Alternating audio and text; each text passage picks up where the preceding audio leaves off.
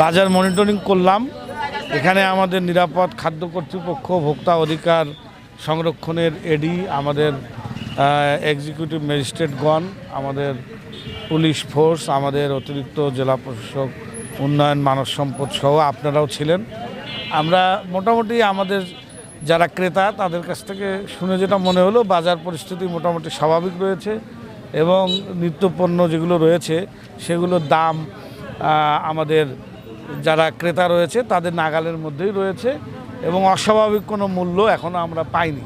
তবে আমরা তাদেরকে নির্দেশনা দিয়েছি যে কোনোভাবেই অস্বাভাবিক মূল্য রাখা যাবে না এবং প্রত্যেকটা বাজারে যে স্বাভাবিক মূল্যে নিত্যপণ্যগুলো বিক্রি করা হয় সেই মূল্যে যাতে এগুলো বিক্রি করা হয়। পাশাপাশি আমাদের এই রাস্তায় যাতে যানজট তৈরি না হয় সে কারণে রাস্তার মধ্যে যাতে কোনো দোকান না বসে সেজন্য আমরা নির্দেশনা দিয়েছি, না হলে আমরা পরবর্তীতে আইনি ব্যবস্থা নেব।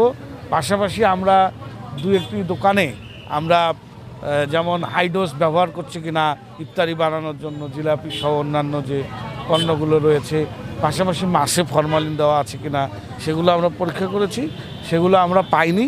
তবে খাবারের যে হোটেলগুলো রয়েছে সেগুলো আমরা পরিদর্শন করে একটু অপরিষ্কার পরিচ্ছন্নতা পেয়েছি, সেগুলোর ব্যাপারে আমরা ব্যবস্থা নেওয়ার জন্য নির্দেশনা দিয়েছি। একইভাবে ভ্রাম্যমাণ আদালত পরিচালনাকারী টিমকে আমরা বলেছি আইন অনুযায়ী ব্যবস্থা নেওয়া। এই অনুযায়ী নিয়মিত মানে প্রতিদিনই আমাদের একটি প্রমাপ করে দেওয়া আছে, শিডিউল করে দেওয়া আছে।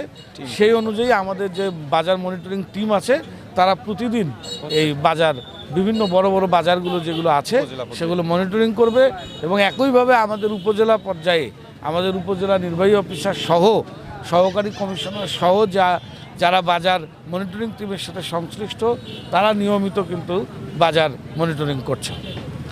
আশা করি কেউ বাজারে উচ্চ মূল্যে কোনো কিছু বিক্রি করতে পারবে না।